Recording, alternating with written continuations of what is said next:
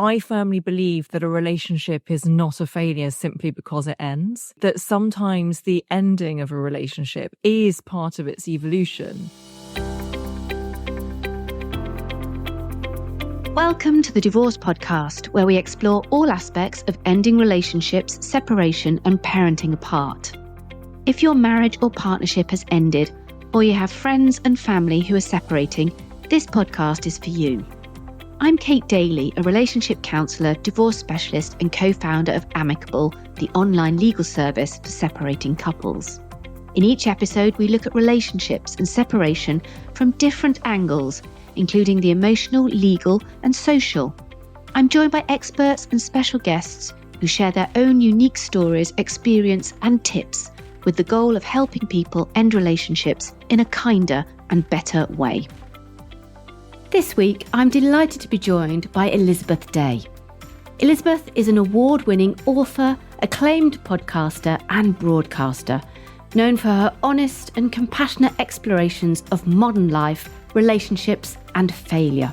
Her latest book, One of Us, is her 10th, following the success of her previous non-fiction title, Friendaholic, Confessions of a Friendship Addict, which became an instant Sunday Times #1 bestseller.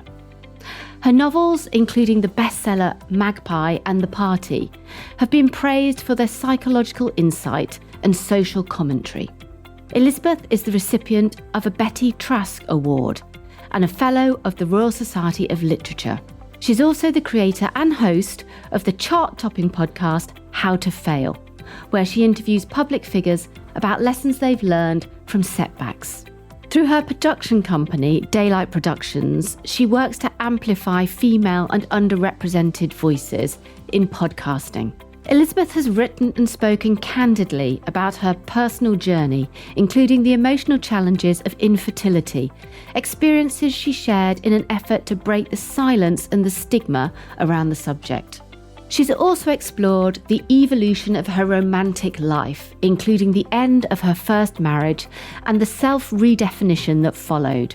After years of growth and reflection, she's found lasting love with the entrepreneur Justin Bassini, whom she married in 2021. The couple now live in southwest London with their much-loved ginger cat. Her openness, vulnerability and resilience and human connection continues to resonate with readers and listeners around the world. If you loved this episode, then please subscribe and rate us on your preferred listening platform. Welcome, Elizabeth. That was such an amazing introduction. Thank you. Such an amazing person. I'm delighted to be sharing this time with you. Thank you very much for joining us today. Thank you for the work that you do. And I relish the chance to talk about this. It doesn't get enough airtime. So thank you for having me. Well, like you, we want to try and break stigma, and we want to try and make things like relationship transitions, as we like to call them, public property, and to talk about them so they are destigmatized and so people aren't feeling ashamed or embarrassed if a relationship ends. And I'm interested because I've listened to several of your podcasts, and you talk a lot about relationships and the transitioning between relationships. And obviously your podcast is called How to Fail. So I kind of wanted to start with the big question of, are relationship endings really failures, or is that something else? Should we describe them in a slightly different way? It's such a profound question, and I think there's something else. So I firmly believe that a relationship is not a failure simply because it ends, that sometimes the ending of a relationship is part of its evolution, and it's part of that amazing phrase you used in the introduction, re-self-definition too. And so sometimes endings are one thing and necessary to usher the next thing in, and they're also necessary to let all parties grow and let all parties go on their own journey. And if an ending is well managed, it can in and of itself be an expression of love, I think. And that's the aspiration. I'm very aware that it's not always the case, but I remember heartbreak is a form of grief, and I've had a fair amount of romantic heartbreak in my life. And I remember at the end of my last breakup feeling at the lowest point, and it was actually the first relationship I'd got into post-divorce. So there were various hopes and expectations that I'd attached to it, thinking, well, I've learnt my lessons and I've made different decisions this time. And when that one ended, it was almost like I'd taken down all of the emotional scaffolding that I'd erected to avoid looking at the sort of destroyed building of my former marriage. And I felt so low. And I remember various people saying, you will look back on this and you'll be so grateful that this relationship ended. And I wasn't ready to hear it. And I found it really annoying when people said that to me.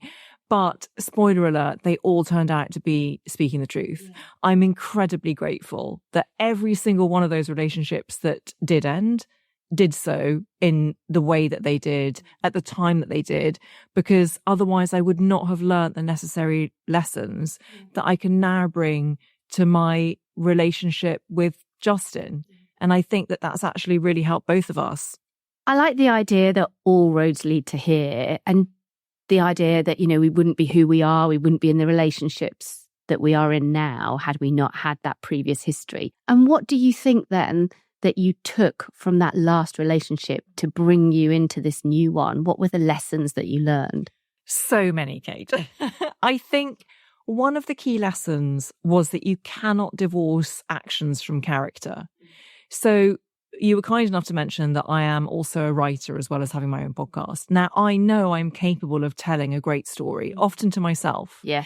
And so the power of imagination, it's a wonderful tool, but sometimes that meant that I would meet someone and I would tell myself the most involved, convoluted, romantic story about how we would end up together and what kind of partner they would be. And I forgot to pay attention to who they actually were. And I did them a disservice as well as myself by doing that. And ultimately, I came to realize that if someone has broken up with you, and if, as it did for me, that came as a huge shock, then that is a testament to the kind of character that they are. Now, I'm not saying that there's anything good or bad about that. I'm just saying that it really helped me to think, well, do I want to be with someone? Do I want to be in a relationship where I am capable of being so shocked like that, where I have the rug pulled out from under me? Because at best, what it shows is that there's a lack of communication, reciprocal communication. And maybe that means that there's a lack of safety and a lack of trust. And so the idea that you can't separate actions from character was one of the big lessons that I learned. And I think another thing that I learned was that what I thought I wanted wasn't actually what I needed. And I had to do a lot of unpacking. And my best friend, who is also a therapist, really helped me with that. And to the extent that when I met Justin, although there was immediate chemistry and I thought he was great, I just wasn't sure it was going to work because he was so consistent in his communication. Because of the nice man. He was so nice and showing up and being he was so straightforward. And I wasn't used to someone being so straightforward. I was used to love bombing and game playing. And that to me felt familiar. And that to me felt... And exciting. Yeah. Exactly. And I mistook the anxiety that triggers for a kind of passion and romance. And obviously it's completely separate. And then I think the final thing I've learned is the value of communication. And it's ironic that it took me that long as someone who is a communicator in her professional life. But for communication to happen with honesty, there needs to be this really solid foundation where you have faith that your partner is not going to think the worst of you. Their default will always be to think the best. And then they might have to work back and call you out on some of your stuff as you would do for them. But I have complete faith that Justin will be able to receive whatever I need to say to him and vice versa. And that's been a long process. That didn't just happen.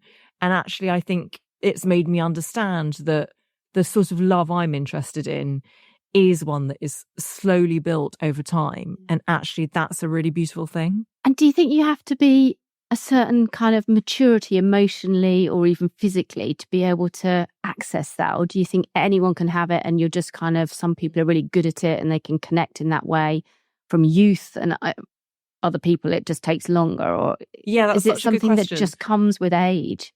I don't think so, actually. I think you can be incredibly emotionally mature at a far younger age than I was. It just so happened that I wasn't. I was very mature in some ways. And I came across as mature because I seemed like I was together. And professionally, I was experiencing some success and I'd always done well academically.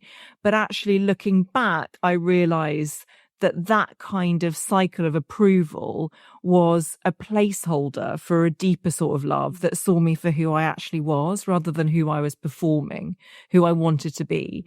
And so it's taken me a while, but I think it's accessible for people at younger ages, just as I think it's inaccessible for some people for all of their lives. And a lot of that has to do with the other kinds of relationships we have in our lives beyond romantic. So parental relationships, sibling relationships, relationships with friends, professional relationships. I've learned so much about a partnership, romantically speaking, from those other relationships. And the most important one is the relationship with yourself. And I don't think I'd spent enough time on that. So I did some really good therapy. Well, a breakup's always such an amazing opportunity, isn't it, to do exactly that, to spend the time with yourself and to do the work. And when you were kind of after divorcing and before moving into the next relationship, is that when you did the work or did it come kind of later?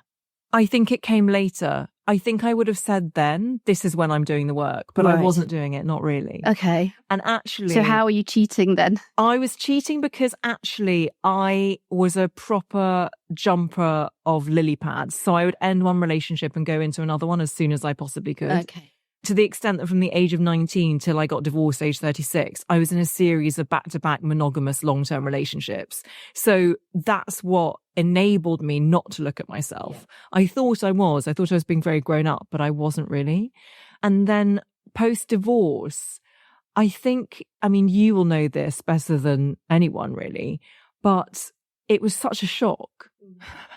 Even though it was a long time coming, and even though I was the one who made the decision to leave, it was still a shock. Yes. It's still a shock. Yeah. It was such a shock that I had got to that position and that somehow my body and my instinct took over and was like, no, you have to leave. And then it was a shock to discover that you're allowed to do that. I know that sounds silly, but having grown up in a certain era where you're socially conditioned as I was, and I really do believe in the sanctity of marriage, and I didn't want to let my friends and family down, and all of those people who had given us a wedding gift and who'd shown up to the church that day. Yeah, exactly, yeah. So there's also a great deal of sort of shame and failure that goes into that. And in the aftermath of that shock, I think it just took me a while to right myself. And I went to LA for a few months because I wanted to go somewhere completely different, but where I could still speak the language and I could still work. So I had a job. I was a Sunday newspaper feature writer, and I pitched them the idea of having an LA correspondent, and I'm lucky enough that they agreed. And that was really healing for me. Right. But I think it was healing in the sense that it got me over that initial period of shock and panic because I no longer knew what my life was going to look like next. Yeah. And when I really started doing the work was after that relationship breakup, post-divorce. So I got into a new relationship. I guess I'd been divorced or separated for about a year and got into a new relationship with very different hopes and really thought I'd nailed it. And that one ended after 2 years. And at that stage, I really had to confront the honest truth, which was I was about to turn 39. I wasn't where I thought I would be, personally speaking.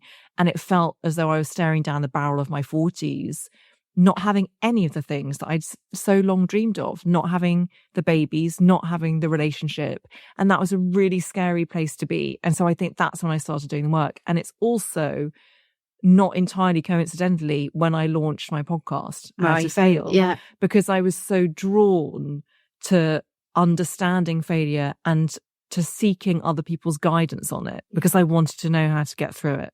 And it's just so fascinating, isn't it, that we still labour under this idea that divorce is a failure and the end of a relationship is a failure. I don't see it like that on a good day. On a bad day, I still, of course, you internalise it, don't you? And it's hard to not feel a sense of failure when you feel like you've been through a series of long-term relationships, and as I have as well. And you kind of get to a point where you want to be a success at it and you want to have this kind of happy ending. And when you keep coming up against it, it's not turning out that way. It's painful.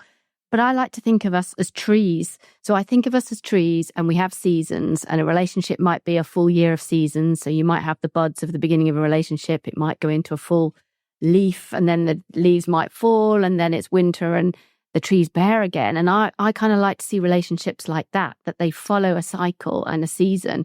And who knows how many seasons we've all got in us, but it's not, I don't look at winter and see winter as a failure. So why would I look at the end of a relationship and consider it a failure? And I just think that if we could reframe as a kind of society how we looked and talked about relationships, I think we'd remove some of the stigma, because I worry that it's the stigma sometimes that locks people into destructive and defensive patterns and locks people into an isolated world, particularly men as well, interestingly, where they don't share feelings, they don't talk about it, and their inner life becomes absolute hell and turmoil. Yes, that's so beautifully put. And actually, to extend the tree metaphor, we all have so many branches and so many roots. And I suppose I see a lot of my past relationships as those roots. They are the roots that give me the ability to grow and to expand, and the knowledge and the wisdom. I think I don't see my divorce as a failure anymore. I did see it as a failure when I was going through it. And the biggest failure that I found the hardest to deal with was the failure of self. I couldn't believe that I had such a lack of self-knowledge that I had made the decisions that I had. Yeah. And you're so right that so many people deal with that, and that it is particularly difficult for men in this day and age to be able to open up about that and to find a safe space where they can do that. And that's why it's so invaluable, the work that you are doing. And it's interesting, isn't it? Because you're right, it's from a psychotherapy background, which is my background. We always talk to people about self-love and having compassion for yourself and compassion for the decisions that you make and self-acceptance. And, you know, I sit here and I know this intellectually and I say this to people when I was practicing, but it's so tricky to actually practice that self-love in a really genuine way where you can accept the decisions and say to yourself, okay, I made a bad decision or I made a mistake. It doesn't make me a bad person. It doesn't make me a failure. It makes me someone who's human, who makes mistakes, and then we move on. But it's so easy to say and so difficult to do. And I guess that's the pain of splitting up and breaking up, and what this podcast is all about. Exactly that. And I often say that just because you fail does not make you a failure. The true test of your character is in how you respond to it and in choosing to learn from it and to grow from it. Another thing I say is that all failure is data acquisition about what you can do differently next time or how you can prepare differently. But you're right that it is so hard to internalize. And ultimately, that is a lifelong journey, that sort of act of self-compassion. And simply saying those things to yourself, even if you don't feel them to begin with, I still believe in the power of saying it to yourself and flexing that internal muscle in the same way that you would work out your physical muscles in the gym. Ultimately, faking it actually does lead to a growth in confidence sometimes. So you make it. Yeah, exactly. No, I agree. So I was interested earlier when you were talking about the different types of relationships and how friendships and relationships with siblings and family can contribute to the way that you then go on and move on and grow into your next romantic relationship. What do you think, or how do you think those relationships, those other relationships, helped you navigate that sort of breakup journey that you went through? This is why I love being interviewed by a therapist, because the questions are so on point. It's such a good question. I think one of the things that friendship particularly taught me was that I would never be alone if I didn't want to be. And that's such a beautiful gift to be given in this lifetime. And it's partly why I'm so obsessed with my friends and why I wrote a whole book about them. Because I do think platonic love has been the longest, most consistent love affair of my life. And my friends have been there to pick me up when I have felt grief-struck and heartbroken. And they've been there with such acceptance and generosity that it made me begin to realize that I could be lovable even when I was at my lowest. And that's a huge thing to realize about yourself. And I think one of the things that had consistently driven me into relationships that weren't functional in some way was that overriding existential fear of ending up all alone at the end of my life, which I know many people share. It had a particular emphasis for me because I also had fertility struggles and I don't have children of my own. And so there's that part to package in as well, this fear that it'll just be me and no one will love me.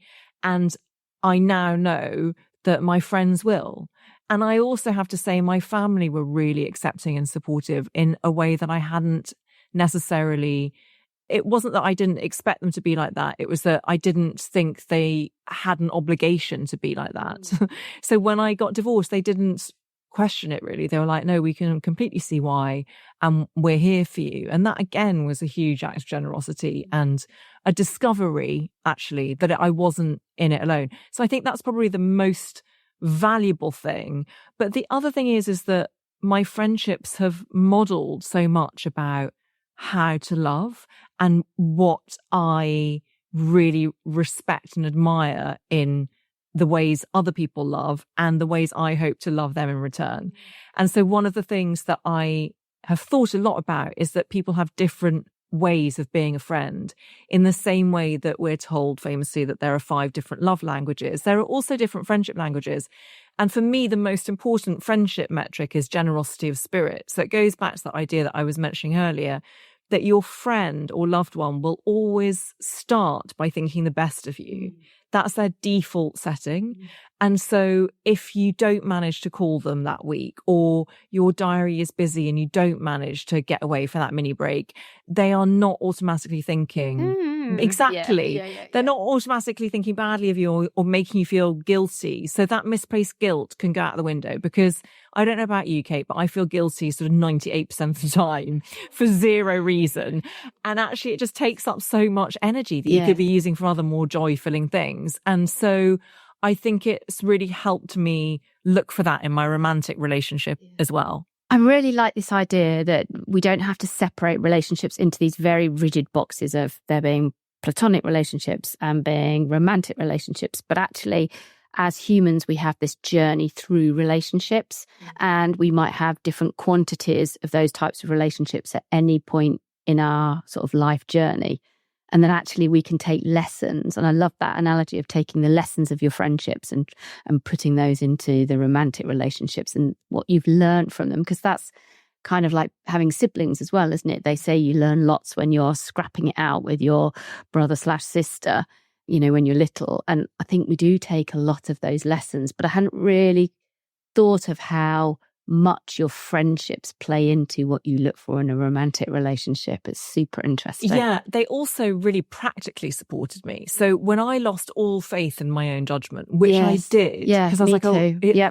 It's actually a really scary thing, isn't it? Yeah. I can't trust myself. So where do you go from there? It's difficult. Yeah. And when I was in that phase, I sort of outsourced my dating life to my friends. So if you can find those cornerstone trusted relationships and be like, okay, set me up with someone that you think is right for me, to the extent that when I matched with Justin, my now husband, on Hinge, I was so unsure of myself, of everything. And on our 3rd date, we went for dinner.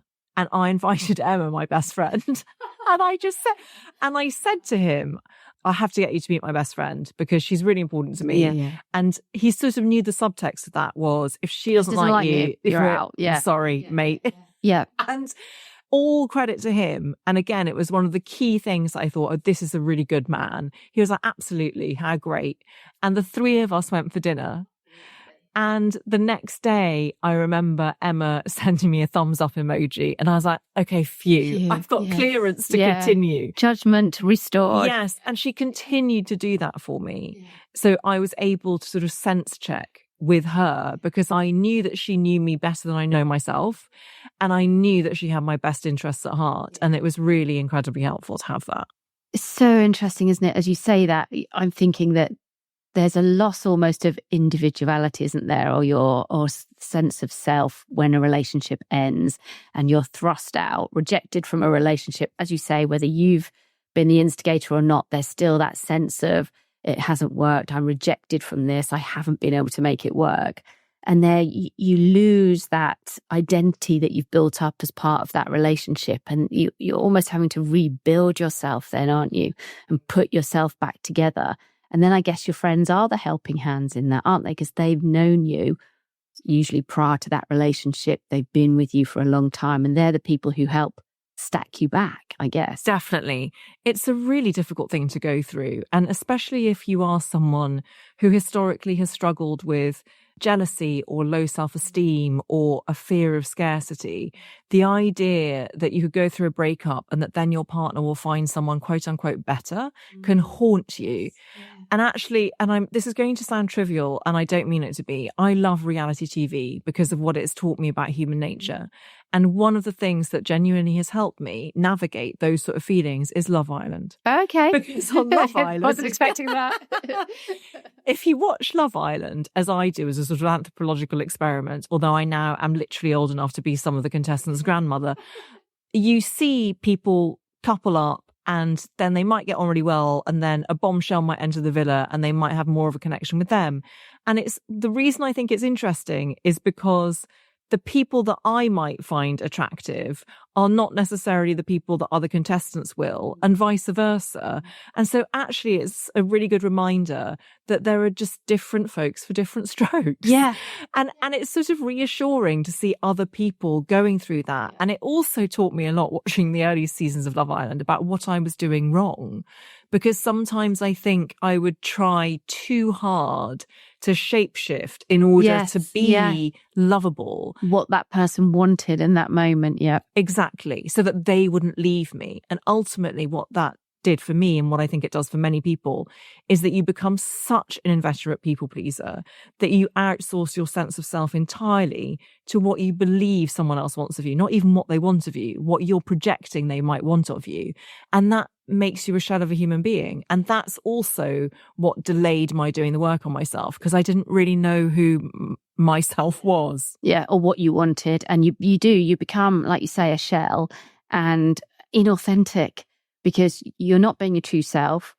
You're not quite hitting the mark with what the other person wants, because you don't ever know exactly what someone else wants. So then you're in no man's land, aren't you? And then you're unhappy and there are arguments and it never seems to quite gel. Totally. And it never works, because either the other person can sniff out the inauthenticity, so they don't feel that safe either, or they really like you performing, in which case you can never take the risk of showing up as your full self. Exactly. You can't ever take your foot off the gas. And it's horrible. Treading on eggshells and feeling like you have to be perfect is so exhausting and draining and debilitating.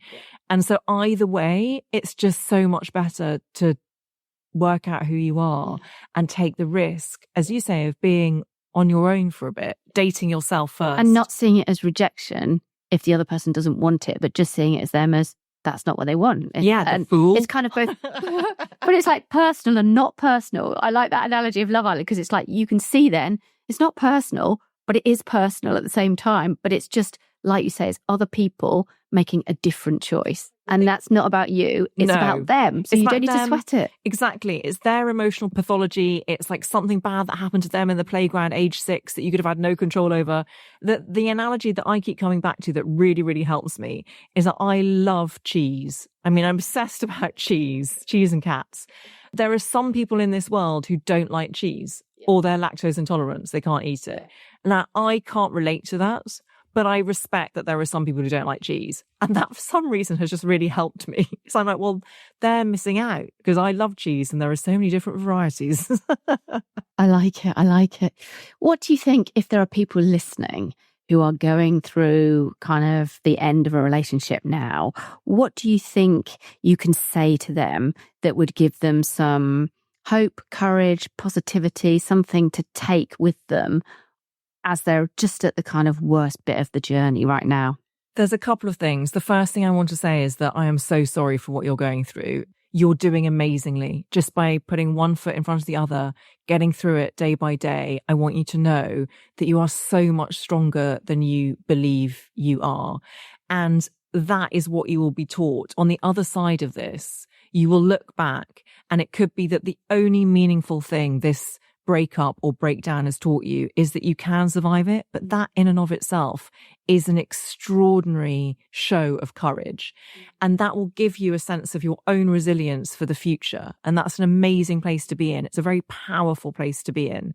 So I don't want you to dismiss the grief that you're feeling, but I do want you to know that there is a way of living alongside it that brings your life some kind of meaning, even if that meaning is I've survived it.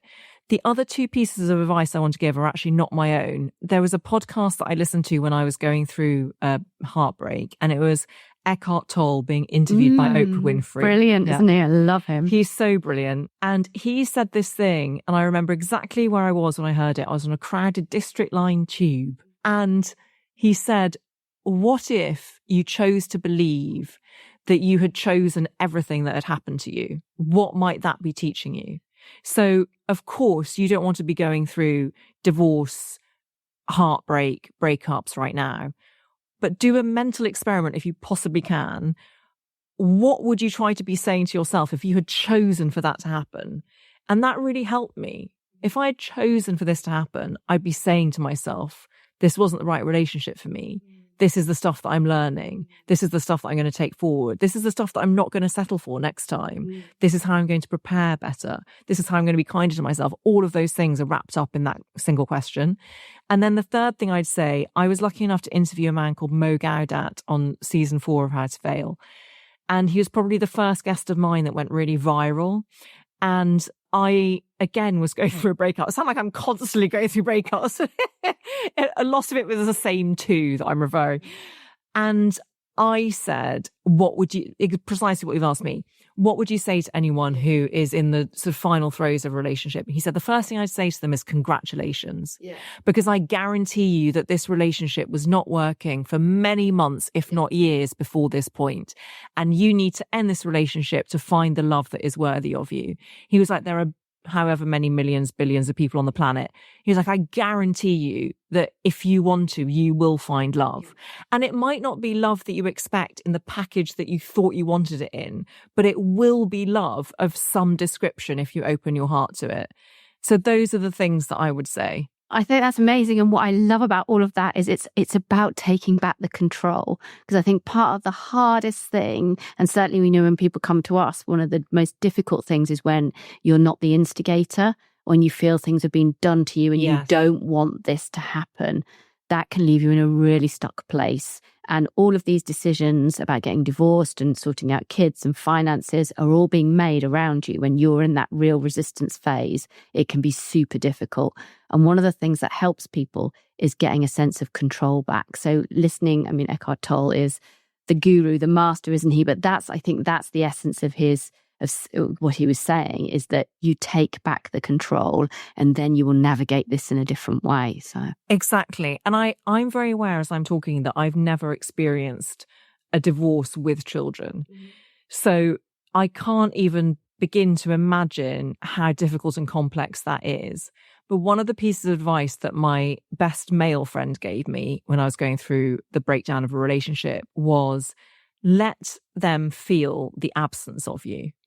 Now, it doesn't have to be just disappearing from their lives, because that's not manageable if you co-parent children. But there are some ways in which you can cut off the supply of your love.